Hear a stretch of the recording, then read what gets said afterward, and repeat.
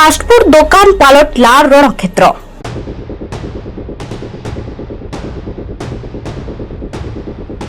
Beer बोतल रे काटिले युवकों गला तथापि भरिलानी मंड बड़ पत्थर रे छेचिले मुंड।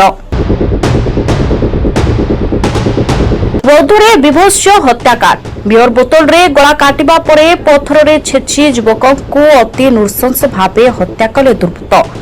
बौद्ध जिला मलमुंडा थाना अंचल में हत्याकांड घटी। विलंबित राति जड़े युवकों को अति बर्बरोचित भावे हत्या करी दुर्बृत्त माने फेरार हो जाइछन्ते। मृत युवक हेउछन्ती मलमुंडा थाना अंतर्गत ऋषिबंध गाँव कपिल नायक।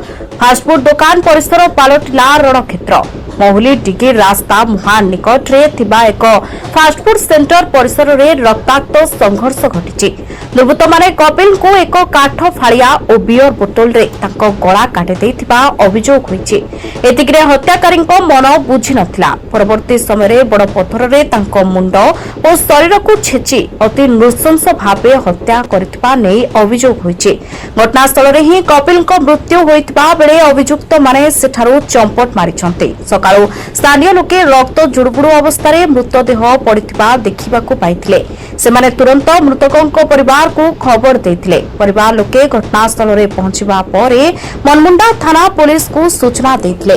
खबर पाई मनमुंडा पुलिस तुरंत घटनास्थल रे पहुंची मृतदेह जबत करबा सह घटनार छानबीन और अभियुक्त माननकु धरिबा पई तदंत आरंभ करिछि। मृत कपिल थिले परिवार रो एकमात्र रोजगारिया पुओ।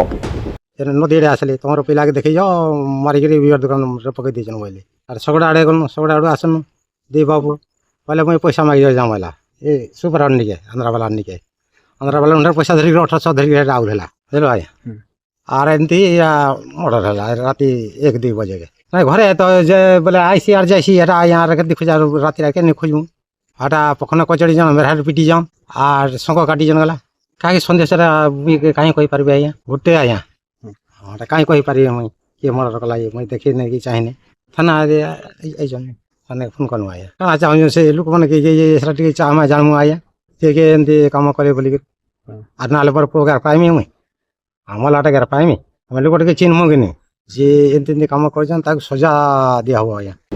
रिपोर्ट अपूर्व न्यूज।